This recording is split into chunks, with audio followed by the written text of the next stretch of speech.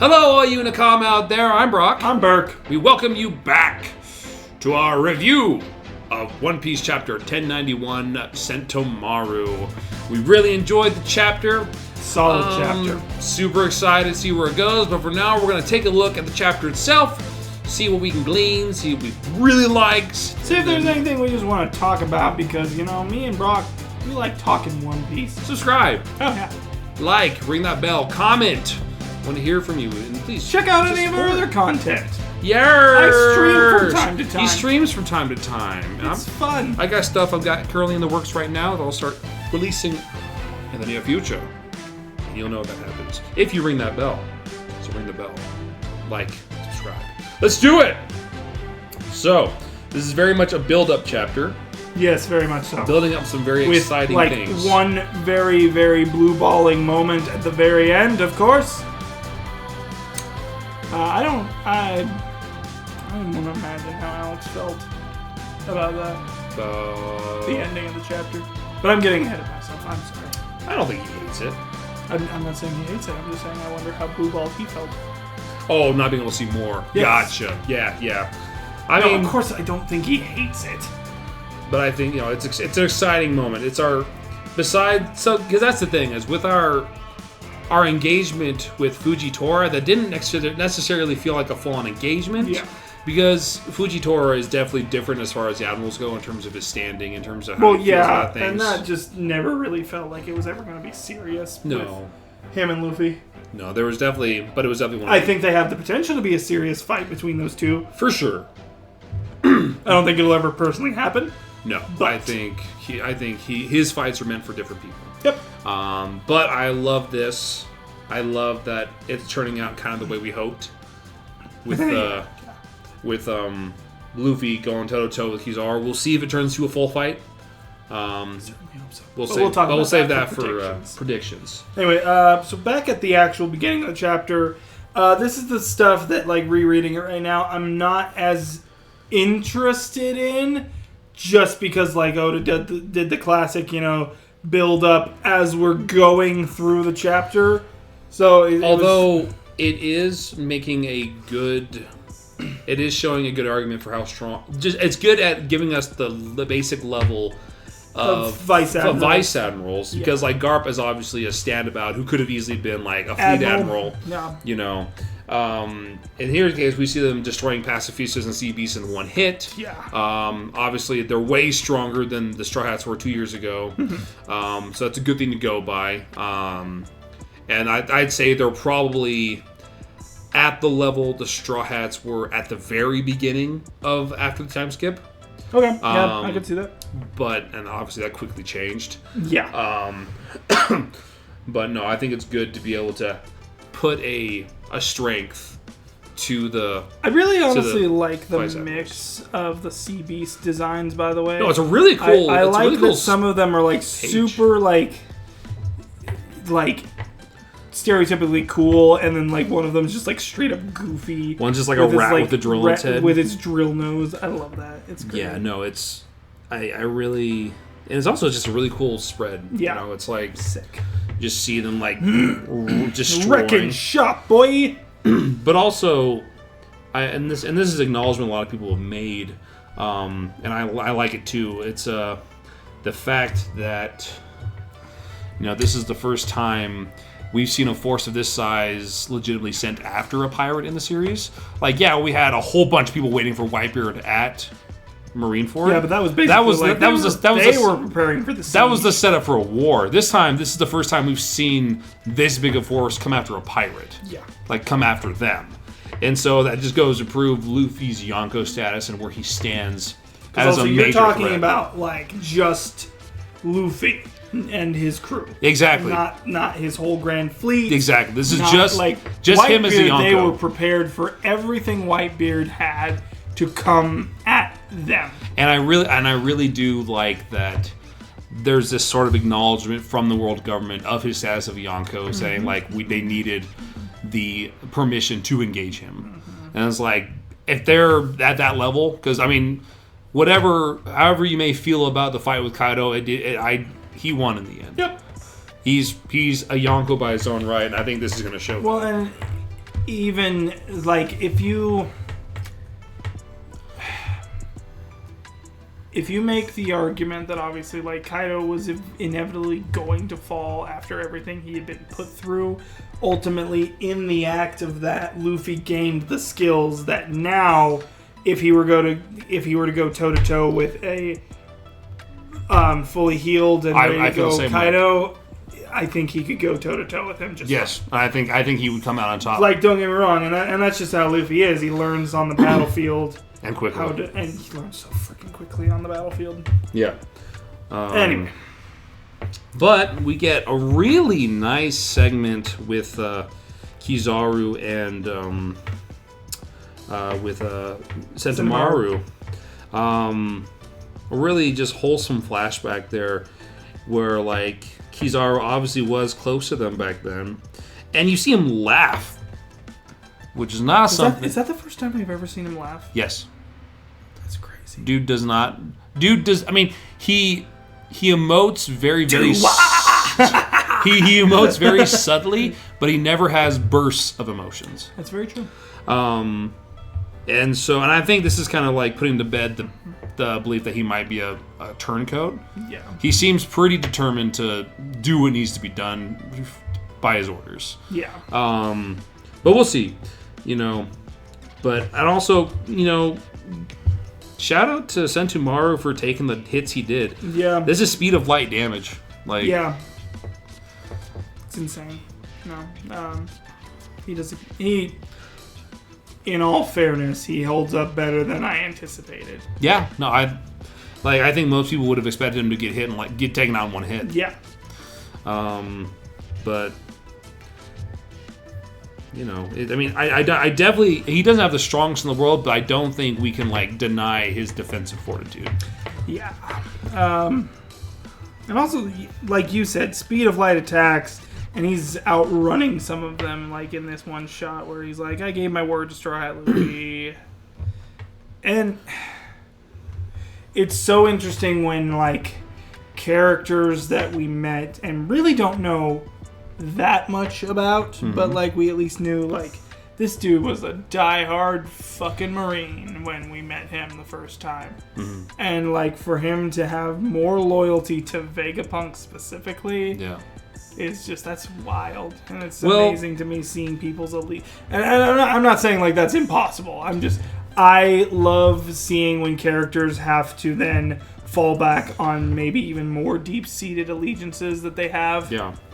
And actually fight against people who were once their ally. Well, it seems to me that his loyalty to the world government was more of a by extension to the fact that his Unk is and also confirms that they're not blood related. Yeah. They're a found family. Yep.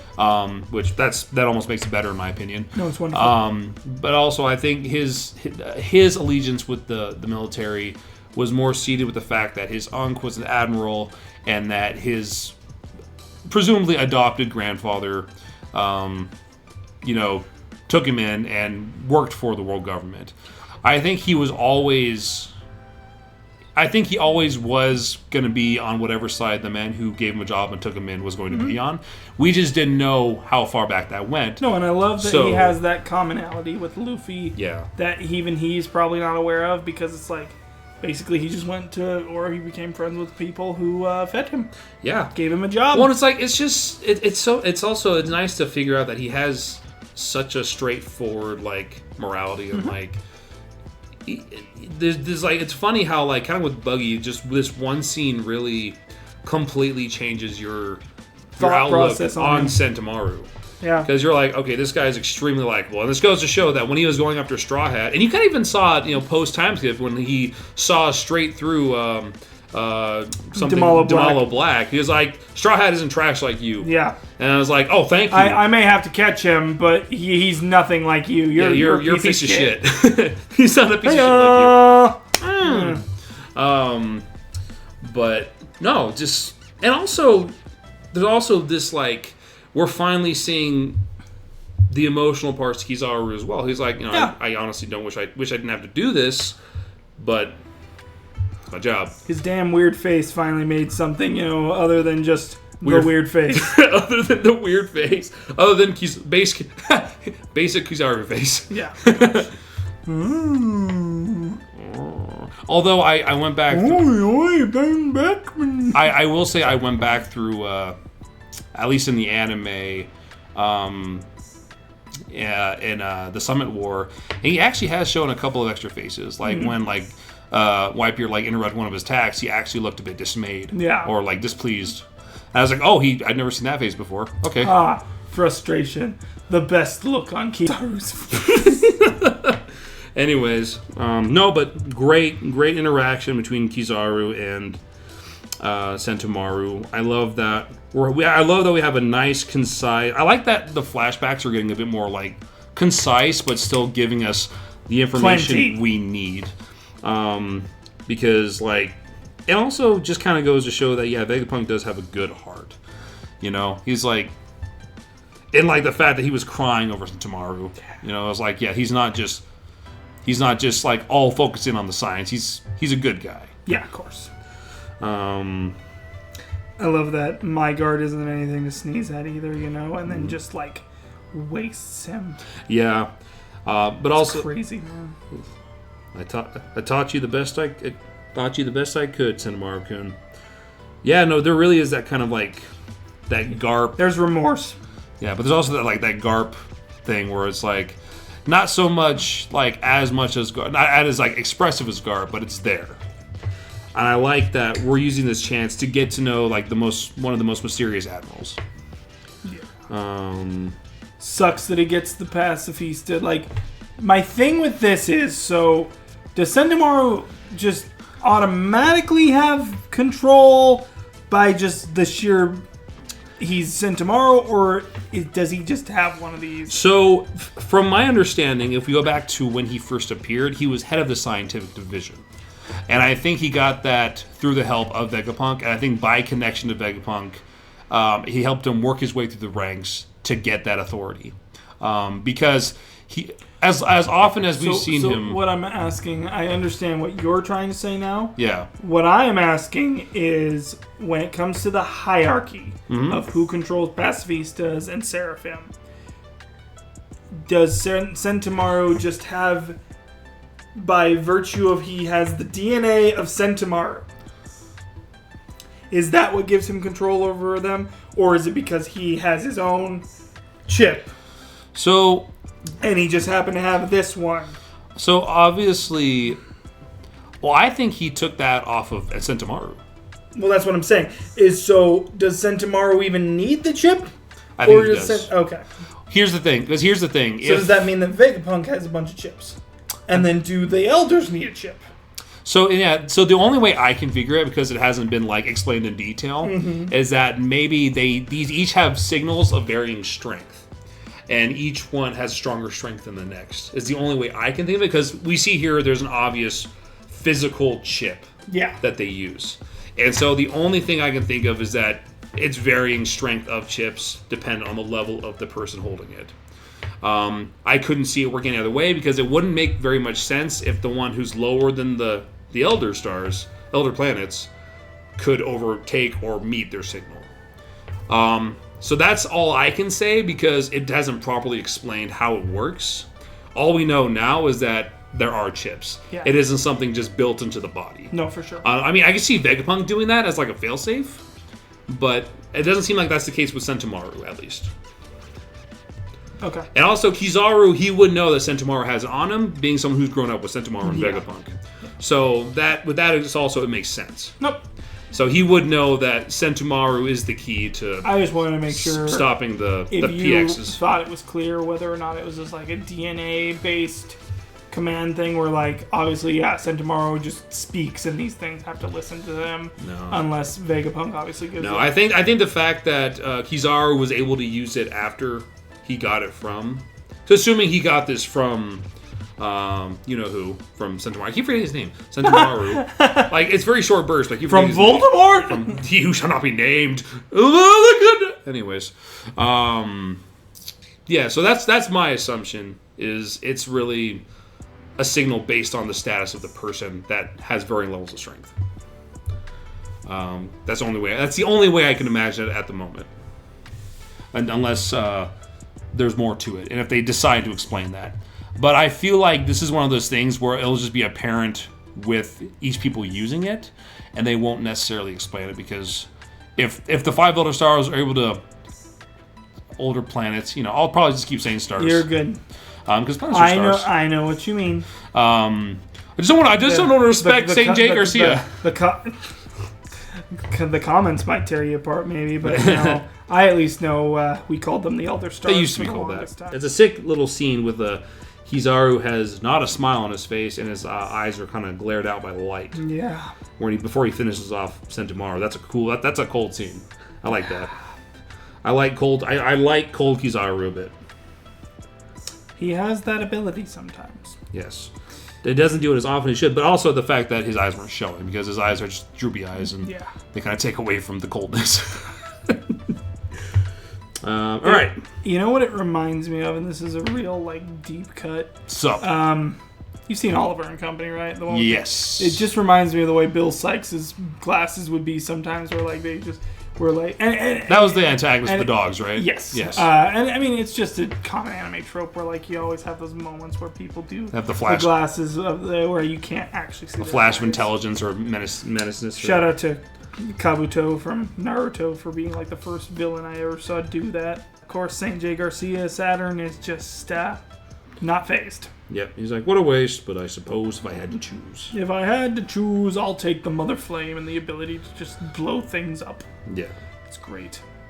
Poor Sentomaru cooked his goose. Yep, he got cooked. We can probably assume at this point Kizaru's using his observation to see exactly where they are. Yeah, he's making sure, scanning. There they are. Boom! Yeah. Sucks that he can just get through the barrier. I mean, it makes sense. No, makes sense. Made of light. But just sucks. It sucks, but I would honestly be a bit put off if an admiral couldn't do that. Because I'm doesn't change the fact that he is part of one of the superpowers of the world. And if he couldn't get through an admiral, if he couldn't get through a barrier, even if it was made by the smartest man, I'd have, especially a smartest man who has intimate knowledge of Vegapunk. Yeah. It's great that they are acknowledging that this is the dude who beat them last time. 2 years ago, he's the one that truly broke them. We know that, the fans know that, and I would hope that anybody who's read this far in, we all know this, but also, it's a nice callback. Because, Aokiji, he was the first, example of thoroughly being stronger than them, but he didn't, break them. No, Kizaru broke Kizaru them. Absolutely was their first example of, absolute destruction. He was the immovable object that they had to throw themselves at and get absolutely broken. It was the first time we'd ever heard, Luffy say, run away. Run away with such horrendous fear in his voice. Oh my gosh. The guy almost wiped us out back in the day, Yes. And I also love that Kizaru is also nostalgic. My, the Straw Hat Pirates. Yeah, it's been a while. It's been a while. I want to push you around. Here I will. That's funny. So we go back to Vegapunk's Mojo Dojo Casa House. We've seen Barbie, if you haven't noticed. We loved our Barbie. I also really like the line read from Kizaru for Dr. Vegapunk's elimination as our top priority. Yes. Even though I wish I could, add old friends to that list of no collateral. Yeah. No, I like that they're showing that, and you really start to see, and you're really starting to get a good feel for his emotions are in his eyebrows. Also wild about this is don't get me wrong, he's fulfilling the mission, but why not also fulfill the other mission? Nico Robin's in that room, isn't she? Pretty sure. I don't think she left with Luffy and the rest. It doesn't show her, but I remember the last time we saw her, she was being comforted by Chopper after, the talk with the Gorosei. To be fair, I also get it. He's probably going to go for the greater target at this moment, which is Vegapunk. Well, I think he lost his chance the moment Stussy got in the way, because no way Zoro's gonna not react. Sure. In time, because he and or Sanji absolutely have the ability to move fast as, if not faster, if not faster than Lucci. Yeah. So I think he had one chance there, and he already lost it. Yeah. And he obviously, Zoro pushed him out of the building. You blew it! Zoro pushed him out of the building. He's gonna have his hands full. Yeah. Like, especially if he's gonna be stuck with Zoro. Also, I love that. As far as I can tell, Kaku had no idea what was about to happen. No, yeah, because we saw last chapter, he was like, He was like, Lucci, what are you doing over there? Like, Lucci was talking to himself, but like, Kaku was like, what the fuck? So he's like, he literally, so maybe it's a departure from Lucci to the rest of the old CP9 crew. Gee, Lucci, what are we gonna do today?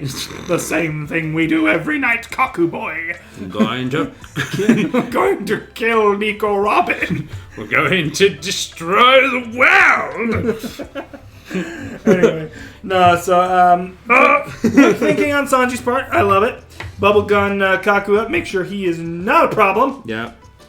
Because, in the end, he probably would have taken Lucci's side. But I love that he also acknowledges, he probably doesn't seem to know about this, so... so that makes you wonder, where Kaku's going to stand by the end of this.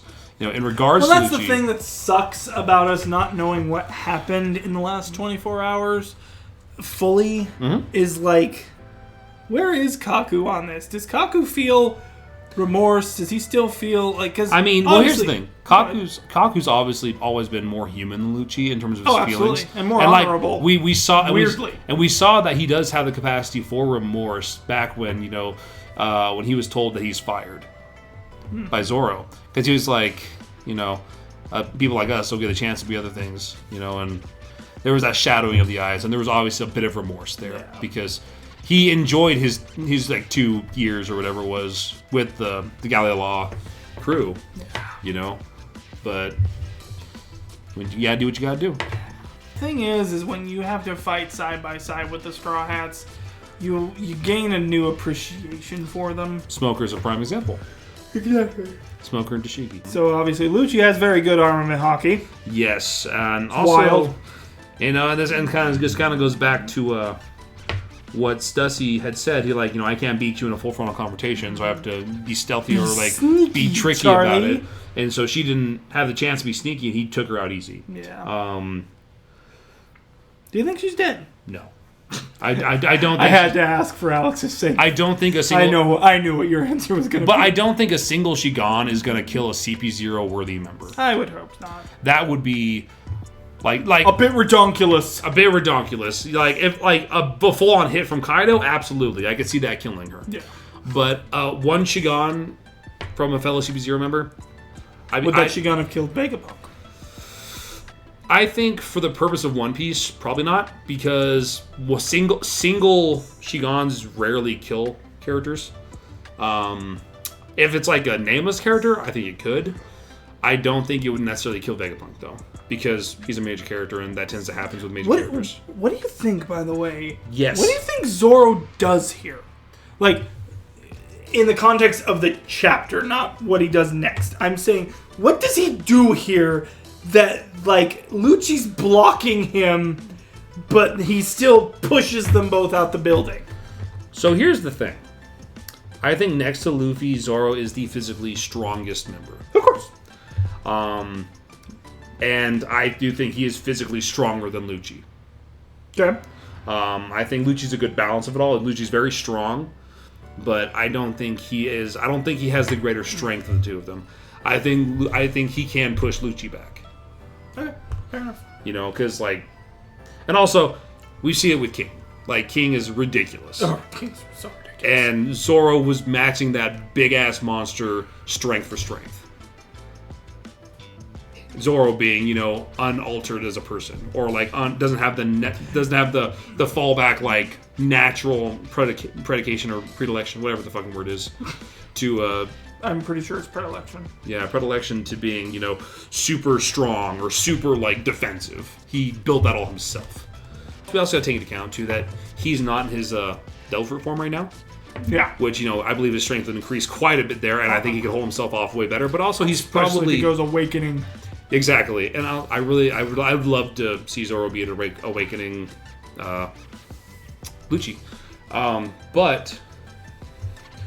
also, I do think that a fight between the two of them would be a lot more like solidifying of where strength-wise Lucci stands. I think this is a lot more of like a fight than Gear 5 Luffy or like Kaido or Kizaru. Because you know for a fact that he's not going to stand up to those three.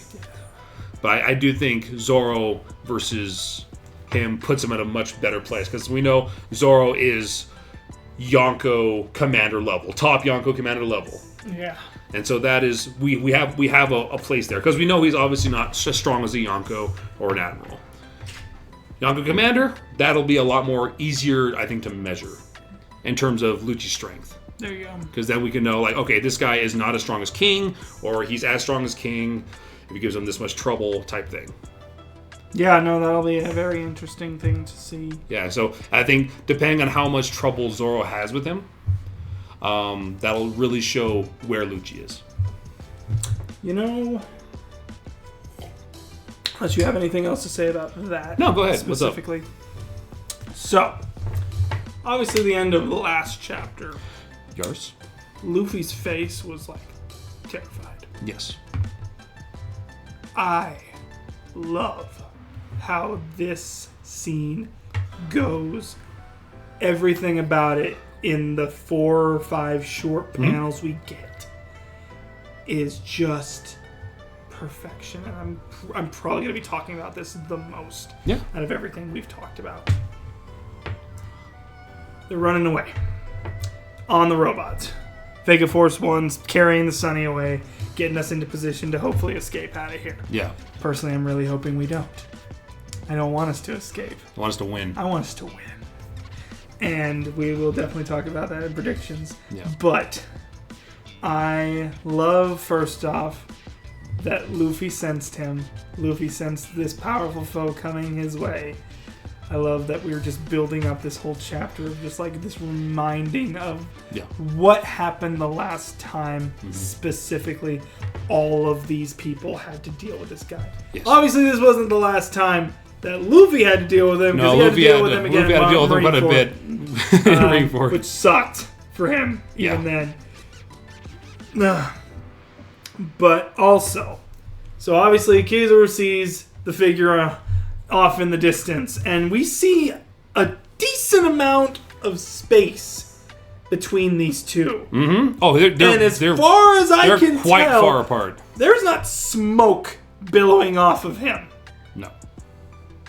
He closed that distance without even going gear second. Bro is just normal Luffy with Haki. Well, so on that, real quick, there's something that I think we should be made aware of, that, when Luffy trained himself, as he trained, I think we have to also understand that he's become a lot more better at like turning his gears on and off. So I think it's also very possible that he may have gotten there with Gear 2 and turned it off as he hit him, because as we know, Gear 2, the gears still do like damage to his body. Sure. So it's very likely that he turned it off. But I get what you're saying, and if it's the fact that he was fast enough to get there at that amount of speed without the gears, that would be even cooler. But I'm not going to discount that maybe he used it to get there, and he's like, nah, man.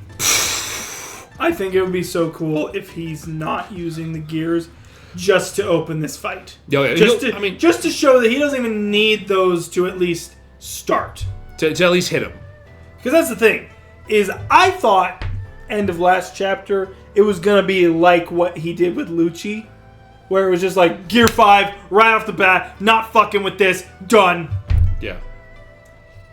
This is he's got to save his energy, though. This is proven to me that, like, obviously he's a very good fighter. Yes. Clearly. Yeah. But also, like, while he will inevitably use more forms as he goes. Yes.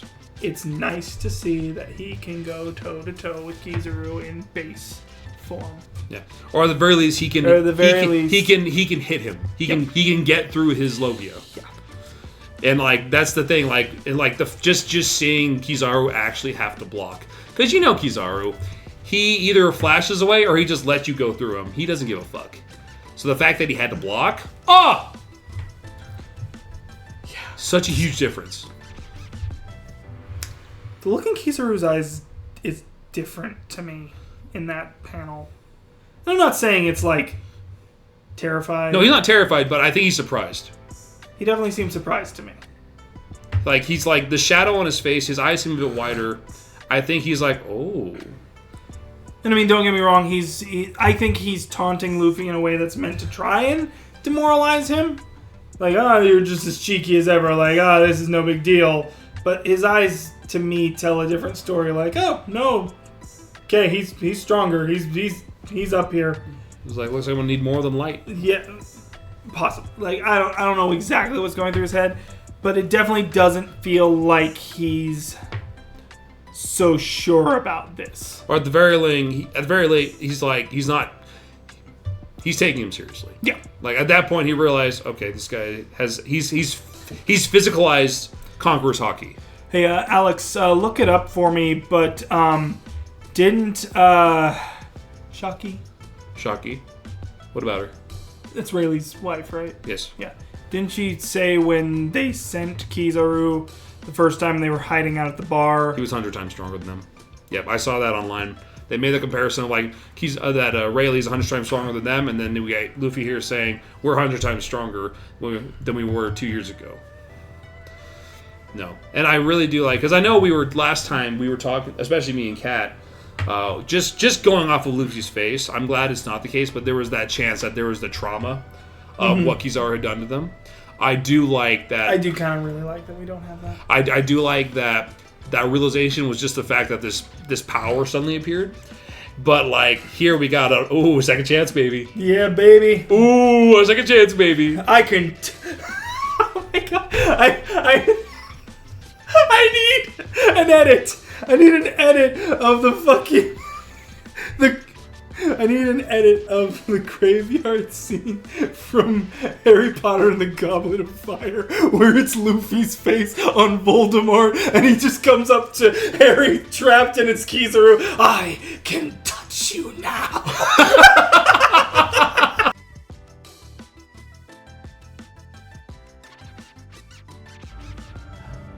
It was old magic. Something I should have foreseen. But no matter. Things have changed. I can touch you now. That's funny. I'm sorry. That's funny. I mean, it's relevant in a way, because, like, I mean, there's no way he would have willingly let Luffy hit him. No, exactly. I love it. That's so good. No, like... Also, I think the last time we saw Luffy specifically in this kind of pose for an attack was when he kicked Bodie Jones in the stomach and sent him flying through the Yonko Plaza. Yeah, no, it's such a good battle. And like, our words can't really describe how happy I am to see panels like that. Yeah. Like, this isn't like, he is by nature now going against top of the world level opponents. That's what beating Kaido meant. He is a Yonko. I think this will establish that. I just have Thunderstruck by AC/DC going in my head right now. No, and I just like seeing that Conqueror's there, just showing his control over it, and his like Kaido prepped him for this. Yeah, I already know this because Alex, while not spoiling this because it was already kind of on our mind, he puts out a poll about what we think a Luffy versus Kizaru fight at this time. There's no defense, there's no damage, they're both fresh. Yeah, they're both fresh. What that looks like. And you and I agree that Luffy barely wins. Yes. Alex says stalemate at this point. Yes. I didn't get to pick his brain enough about that today at work because we were talking about a myriad of other things. I don't know why he would say stalemate as opposed to barely loses. Well, so... Personally? Like, Luffy barely loses? I just know Alex is biased towards Kizaru, and obviously part of the stalemate is he just doesn't want to ever see Kizaru lose. I think... I think Alex does realize that Luffy has gotten really strong. Like between his Gear 5 and his mastery over Conquerors now, Advanced Conquerors, that makes a hell of a difference. And I was telling this earlier, is like, that literally made the difference in the Kaido fight. Yeah. Was Gear 5 and his Conqueror's Haki. Those are the things that allowed him to win. And not to misrepresent him too much, one of the things he did at least say to me that at least shows a little less bias towards Kizaru specifically, yes, is Alex just doesn't think we ever truly beat Admirals, except for Akinu, only because of like the poetic justice involved with that. Yes. That's his main thing. He doesn't see Aokiji. He doesn't see the Admirals being beaten. No, exactly. Except for specifically Akinu. And most of that's just for like sake of remaking the government. Because I work under the impression, and this is kind of stated too. It's not kind of. It is stated that the combination of the Admirals and the Warlords were made to offset the Yonko, which leads me to the impression that the Yonko are stronger than Admirals, and it's clearly stated after I said I re-went through the Summit War.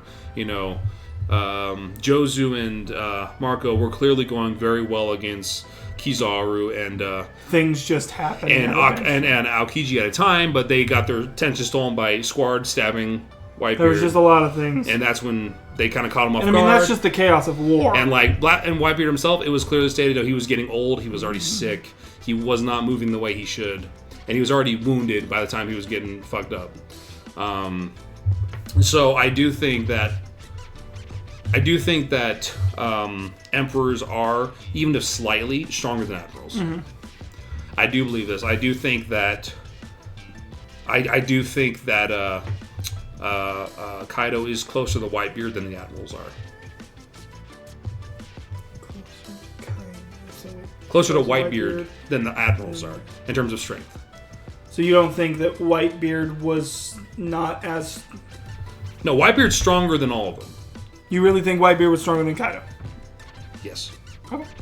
I'm not going to say that. Sorry. Let me rephrase. Go ahead. I think so. Taking out the sickness, I think he would be stronger than Kaido. Okay. But Kaido didn't have sickness and stuff holding him back. I don't necessarily feel strongly in either direction on that. So the only thing I have to go by that is his mastery of Conquerors. His Delver is ridiculous, and realistically speaking, you know, just going off it, because I use bounties kind of to power scale, and this one kind of insinuated that he was a lot the fact that he was also that like pretty on par with Roger led me to believe that he was stronger than Kaido. I don't think it would have been an easy fight, but I do think Whitebeard, at least without the sickness and the old age, would have been stronger than Kaido. Do you think most of like Shanks's bounty has to do with like the Marines maybe thinking he's a better pirate, like better dude? Don't get me wrong, they still want to catch him for his piracy, but he's not as like seemingly bloodthirsty as the other three. So I think it's a mixture of things with Shanks. I think it's like, I think in part we can compare it to the Kid and Luffy thing. Kid had a higher bounty because he didn't care about civilians. Yeah. But also I think Shanks isn't so quick to show his power. He isn't so quick to attack. The only times he truly shows something is when the people he cares about are in danger, which has always been his thing. It showed that with Kid. You know, I think if Kid hadn't targeted like everyone around him, he wouldn't have hit him with a big old attack right away and finished him off one hit. Yeah.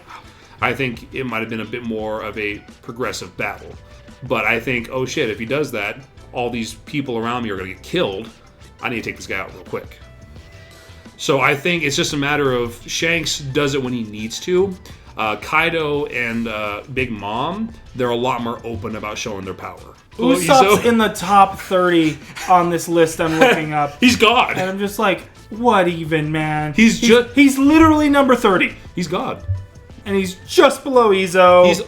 He's like Luffy, except he's an actual god. Luffy is just a god persona.